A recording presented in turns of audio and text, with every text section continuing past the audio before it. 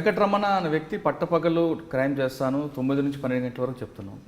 Day HB చేస్తున్నప్పుడు తాళాలు ఏ విధంగా బ్రేక్ చేస్తావు? అంటే తాళం వేసిన ఇంటూనే ఎంచుకుంటావు, అంటే ముందు రెక్కీ చేస్తావా లేదా ఆటోమేటిక్గా కొట్టుకుంటూ వెళ్ళిపోతుంటావు?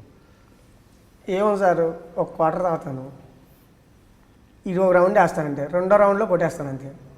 ఎలాంటి బ్రేక్ అయినా కూడా, అంటే సెంటర్ లాక్ ఎలాంటి బ్రేక్ అయినా కొట్టేసేవాడిని.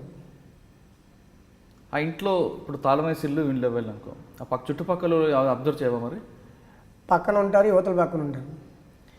ఇంటి వాండర్కి దోస్తాల్లాగా సార్ చూసారనుకో, సార్ ఎవరు లేరా సార్, మన వాళ్ళు సార్ రమ్మన్నాడు ఇది అని చెప్తారు. వాళ్ళు ఏం చేస్తారు సార్ అప్పుడు? లాక్ బ్రేక్ చేసి లోపలికి వెళ్ళిన తర్వాత వెంకటరమణ ఏ విధంగా చోరీ చేస్తుంటారు? ఏం సార్ బీరో, నేను బీరో ఎక్కువ ఓపెన్ చేసేవాడిని కదా సార్, తాళాలు వాళ్ళే పెడతారు అక్కడ. ఎక్కడ పెడతారు సార్? సలమార్లో గిరమార్లో మొత్తం తోటలో బెడ్రూమ్లో ఎక్కడైనా ఉంటాయి, వాళ్ళే పెడతారు. ఇంక కష్టపడాల్సిన అవసరం లేదు. పప్పు ఉప్పు డబ్బాల్లో కూడా పెడతారంటారు, కానీ నా పప్పు ఉప్పు డబ్బాల్లో పెట్టరాలు. ఏదైనా పూర్వకాలం నాకంటే చిన్నప్పుడు స్టోరీజ్ అది అంటే లోపలికి వెళ్ళగానే తాళం ఈజీ దొరుకుతుంది సార్. తాళం తీసిన తర్వాత క్యాష్ అయినా గోల్డ్ కూడా మొత్తం తీసుకుంటాను సార్, క్యాష్ గోల్డ్.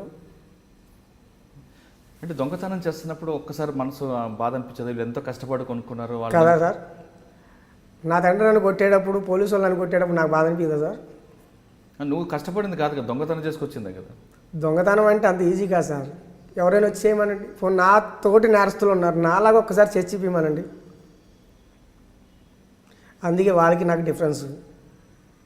ఎక్కువ మాచవరం పోలీస్ స్టేషన్లో ఎక్కువ సొత్తు ఎక్కడ దొరికింది? మాసవరే సార్, అంతా సౌండ్ పార్టీస్, అంతా కమ్మస్, రెడ్డిస్. అందుకే ఆ ప్రాంతం ఎంచుకున్నావా? అంటే ఆ ప్రాంతమే కాదు సార్, చాలా చోట్ల ఉన్నాయి, కానీ కేజీలు దొరకాలంటే ఆ ఏరియా దొరికేది నాకు.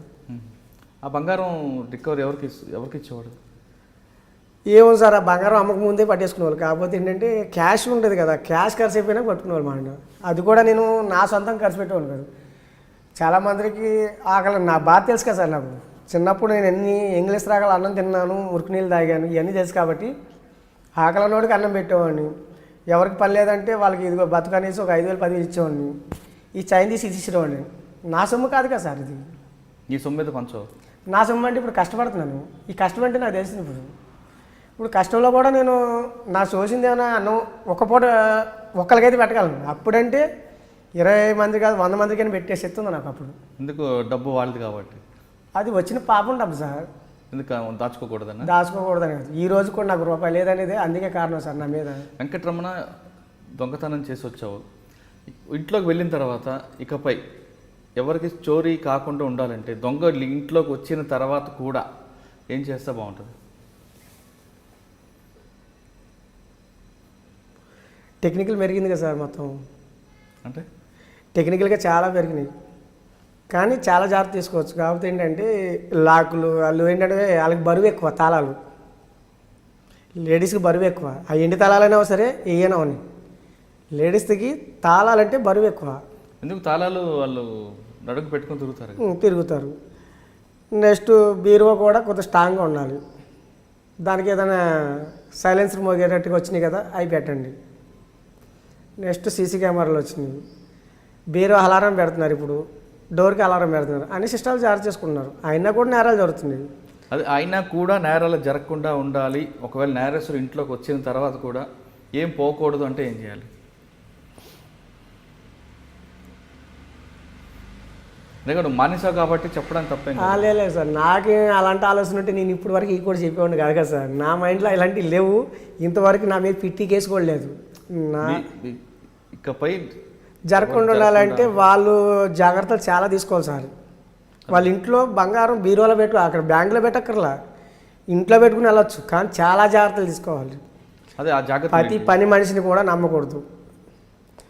నీ ఇంట్లో నేను నమ్మకూడదు ముందు. ఇప్పుడు నేను డ్రింకర్ని సార్, మీరు తాగరు, ఏమవుతుంది? ఇప్పుడు నేను మందు తాగుతున్నాను, నాకు డబ్బులు అవసరం, మీరు తాగరు కాబట్టి డబ్బులు అవసరం లేదు. అప్పుడు మన ఇద్దరి మధ్యలో ఆమె ఎక్కడ ఏం పెడుతుందో మన ఇద్దరికి తెలుసు. అప్పుడు మన ఇంట్లో దొంగలు ఉంచుకొని బయట వాళ్ళు అనక్కర్లేదు. పని మనిషి పని బయటికి వెళ్ళే ఉండాలి. వాళ్ళ వల్ల కొంత ఇన్ఫర్మేషన్ బయటకు వెళ్తుంది. ఏంటి రెండో, నేను ఎవరినైనా తయారు చేయవచ్చు. అది